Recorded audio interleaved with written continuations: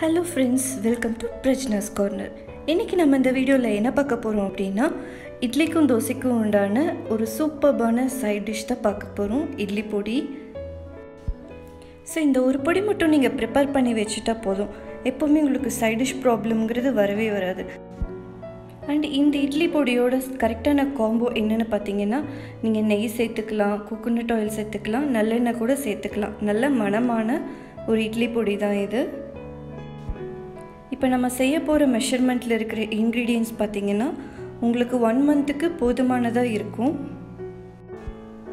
வாங்க फ्रेंड्स எப்படி prepare பண்றதுங்கறத பார்க்கலாம்.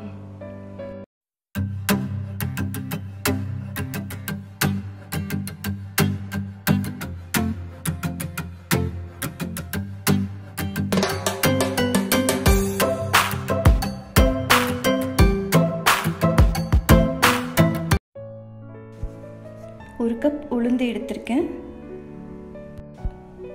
1 டீஸ்பூன் பெருங்காயத்தூள், 1 டீஸ்பூன் எள்ளு, 1 கொத்து கருவேப்பிலை, 10-15 வரமிளகாய், நல்ல கலர் வரணும்ங்கிறதுக்காக 2 காஷ்மீரி சில்லி யூஸ் பண்ணியிருக்கேன். 1/4 கப் கடலைப்பருப்பு, உப்பு தேவையான அளவு. So இந்த ingredients எல்லாம் வச்சு ஒரு சூப்பர்பான இட்லி மிளகாய் பொடி எப்படி செய்யறதுங்கறத பார்த்துறலாம். ஃபர்ஸ்ட் ஸ்டவ்ல pan வச்சு ஒரு 2 டேபிள்ஸ்பூன் அளவுக்கு ஆயில் விட்டுக்கோங்க.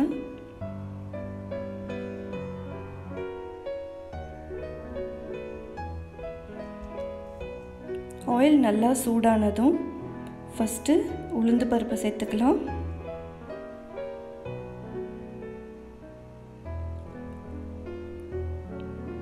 கூடவே கடலை பருப்பையும் சேர்த்துக்கலாம்.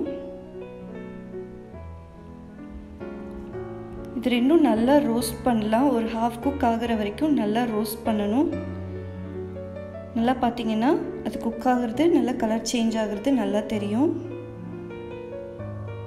சோ கலர் சேஞ்ச் ஆனதும் சில்லிஸ் சேர்த்துக்கலாம். எள்ளு சேர்த்துக்கலாம். கருவேப்பிலை சேர்த்துக்கலாம். பெருங்காயத்தூள், உப்பு கொஞ்சம் சேர்த்துக்கலாம். நீங்க உப்பு வந்து அளவு பார்த்து போட்டுக்கணும்.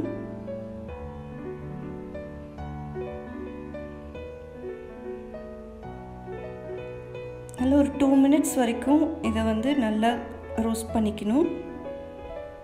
ரோஸ்ட் பண்ணிட்டு ஒரு மிக்ஸி ஜார்ல மாத்திக்கோங்க. நல்லா ஆறிடணும்.